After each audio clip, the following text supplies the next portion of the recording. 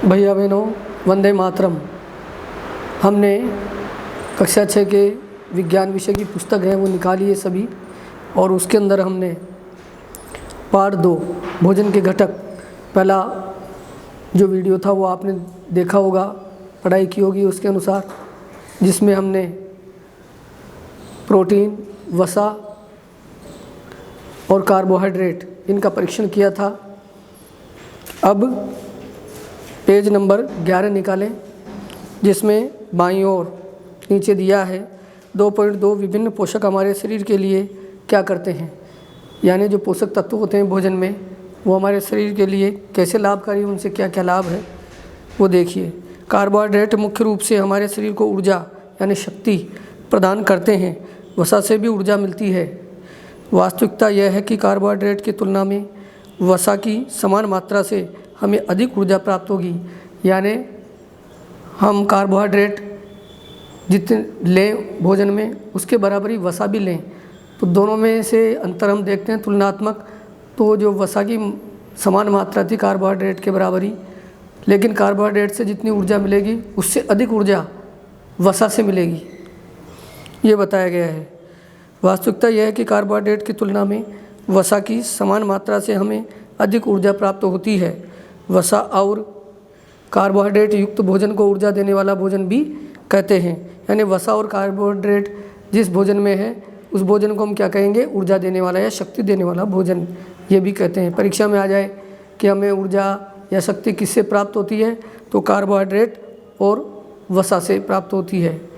ऊर्जा देने वाला भोजन कौन सा है, तो ऊर्जा देने वाला भोजन है वसा और कार्बोहाइड्रेट। अब कुछ चित्र दिए हैं, इनको भी ध्यान से देखते चलें। जैसे चित्र 2.3 कार्बोहाइड्रेट के कुछ स्रोत, यानी जिनसे हमको कार्बोहाइड्रेट मिलता है, उन चीज़ों के नाम चित्र से दिए गए हैं। आप देखेंगे बाजरा, चावल, गेहूँ, शकरकंदी, आलू, गन्ना, पपीता, तरबूज, आम, मक्का, इन सब से हमें क्या मिलता है, कार्बोहाइड्रेट मिलता है। इसके बाद नीचे दिया है चित्र 2.4 वसा के कुछ स्रोत। ए में शाकाहारी चीज़ें हैं और बी वाले में नीचे मांसाहारी चीज़ें हैं, कुछ जंतुओं से प्राप्त भी चीज़ें हैं। जैसे वसा के कुछ स्रोत, पादप स्रोत, पेड़ पौधों से जो प्राप्त होते हैं वो हैं मूंगफली और नारियल का तेल, सरसों का तेल, सूरजमुखी का तेल और सोयाबीन का तेल और बादाम गिरी, तिल, इन सब से हमें क्या मिलता है, वसा। इसके बाद है जंतु स्रोत। जंतु स्रोत है, उसमें दिए हैं घी, चाहे डालडा हो चाहे देसी हो, दूध, मक्खन, क्रीम, मछली, मांस, इन चीज़ों से हमें क्या मिलता है, इनसे वसा मिलती है और जंतुओं से प्राप्त उत्पाद है। अगला पेज देखिए, पेज नंबर 12। इस पर बाईं ओर देखेंगे हम तो चित्र दिया है 2.5 प्रोटीन के कुछ स्रोत, यानी प्रोटीन किन किन से मिलता है वो हैं, आप देखेंगे चना, मूंग, तुअर दाल, राजमा, सोयाबीन, मटर, इन सब से हमें क्या मिलता है, ये पादप स्रोत हैं और इनसे हमें मिलता है प्रोटीन। जंतुओं के भी स्रोत दिए हैं, जैसे दूध, मांस, मछली, पनीर, अंडे आदि। ये सब चीज़ें हमें क्या देती है, प्रोटीन देती है। प्रोटीन की आवश्यकता शरीर की वृद्धि यानी बड़ा होने के लिए तथा स्वस्थ रहने के लिए और हम बीमार नहीं हो इसके लिए। प्रोटीन युक्त भोजन को प्राय शरीर वर्धक भोजन भी कहते हैं। शरीर वर्धक भोजन किसे कहते हैं, ये परीक्षा में प्रश्न आएगा तो हम लिखेंगे कि प्रोटीन युक्त भोजन है उसे ही शरीर वर्धक भोजन कहते हैं। और ये क्या क्या लाभ है इससे, प्रोटीन से हमें, ये शरीर की वृद्धि करता है और हमें स्वस्थ रखता है। चित्र 2.5 विटामिन रोगों से हमारे शरीर की रक्षा करते हैं। विटामिन इधर दाईं ओर दिए हुए हैं, उनके चित्र भी हम देखेंगे अभी।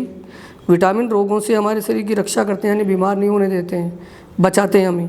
विटामिन हमारी आँख, अस्थियाँ यानी हड्डियाँ, अस्थियों का मतलब दांत और मसूड़ों को स्वस्थ रखने में भी सहायता करते हैं। विटामिन कई प्रकार के होते हैं जिन्हें अलग अलग नामों से जाना जाता है। इनमें से कुछ को vitamin A, vitamin B, vitamin C, vitamin D, vitamin E तथा विटामिन के नाम से जाना जाता है। विटामिनों के एक समूह को विटामिन बी कॉम्प्लेक्स कहते हैं, या जिसमें एक से अधिक विटामिन होते हैं, वो विटामिन बी कॉम्प्लेक्स कहलाते हैं। हमारे शरीर को सभी प्रकार के विटामिनों की अल्प मात्रा में यानी थोड़ी मात्रा में आवश्यकता होती है। विटामिन ए हमारी त्वचा यानी चमड़ी तथा आँखों को स्वस्थ रखता है। विटामिन सी बहुत से रोगों से लड़ने में हमारी मदद करता है। विटामिन डी हमारी अस्थियों यानी हड्डियों और दांतों के लिए कैल्शियम का उपयोग करने में हमारे शरीर की सहायता करता है। विभिन्न विटामिनों से भरपूर भोजन चित्र 2.6 से चित्र 2.9 में दिखाए गए हैं। चित्र 2.6 देखिए आप। विटामिन ए के कुछ स्रोत पपीता, गाजर, आम, इनसे हमको क्या मिलता है? Vitamin A. चित्र 2.7 विटामिन बी के कुछ स्रोत, जिसमें चावल, गेहूँ, यकृत। और चित्र 2.8 विटामिन सी के कुछ स्रोत संतरा, टमाटर, अमरूद, मिर्च, नींबू, आंवला आदि। ये विटामिन सी के स्रोत हैं। विटामिन डी के स्रोत हैं मछली, अंडे, दूध, मक्खन, यकृत आदि। इस प्रकार इन चित्रों को भी आप ध्यान से देखिए। विटामिन डी के कुछ स्रोत थे 2.9 में।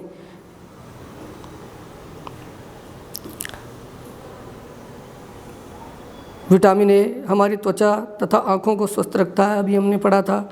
विटामिन सी से बहुत से रोगों से लड़ने में हमारी मदद करता है। विटामिन डी हमारी अस्थियों, हड्डियों के लिए, दांतों के लिए कैल्शियम का उपयोग करने में हमारे शरीर की सहायता करता है। विभिन्न विटामिनों से भरपूर भोजन चित्र 2.6 से 2.9 में दिखाए गए हैं। अब पेज नंबर निकालिए 13। आयोडीन के कुछ स्रोत पालक, अदरक, फास्फोरस के कुछ स्रोत दूध, केला, हरी मिर्च। लोह के कुछ स्रोत कैल्शियम के कुछ स्रोत दूध, अंडा आदि। चित्र 2.10 कुछ खनिज लवणों के स्रोत। हमारा शरीर भी सूर्य के प्रकाश की उपस्थिति से विटामिन डी बनाता है। इन दिनों कोई भी सूर्य के प्रकाश में नहीं रह पाता, जिससे लोगों में इसकी कमी हो जाती है। यानी हमें धूप में भी बैठना चाहिए थोड़ी देर, सुबह सुबह की धूप में, जिससे हमें विटामिन डी हमारे शरीर में बनता है, लाभ मिलता है। बूझो और पहेली को आप देख रहे होंगे कि बूझो है वो सूर्य के रोशनी से विटामिन डी प्राप्त कर रहा है। हमारे शरीर को खनिज लवणों की आवश्यकता अल्प मात्रा में होती है, यानी थोड़ी मात्रा में केवल। शरीर के उचित विकास तथा अच्छे स्वास्थ्य के लिए प्रत्येक खनिज लवण आवश्यक है। विभिन्न खनिज लवणों के कुछ स्रोतों को चित्र 2.10 में दर्शाया गया है। ये खनिज लवण थे अभी चित्र 2.10 में। अधिकांश खाद्य पदार्थों में एक से अधिक पोषक होते हैं। आपने भी सारणी 2.2 में परीक्षणों को लिखते समय इस बात को अवश्य देखा होगा। फिर भी किसी कच्ची सामग्री में एक निश्चित पोषक की मात्रा दूसरे पोषकों की मात्रा से अधिक हो सकती है। उदाहरणतः चावल में कार्बोहाइड्रेट की मात्रा दूसरे पोषकों से अधिक होती है। इस आधार पर हम ये कह सकते हैं कि चावल कार्बोहाइड्रेट समृद्ध भोजन है। समृद्ध का मतलब उसमें भरपूर मात्रा है कार्बोहाइड्रेट की चावल में। इन पोषकों के अलावा हमारे शरीर को आहारी रेशों, जो सलाद वगैरह और अंकुरित जो अनाज है उसको खाने से मिलते हैं। इन पोषकों के अलावा हमारे शरीर को आहारी रेशों तथा जल की भी आवश्यकता होती है। आहारी रेशे रुक्सांश के नाम से भी जाने जाते हैं। धन्यवाद।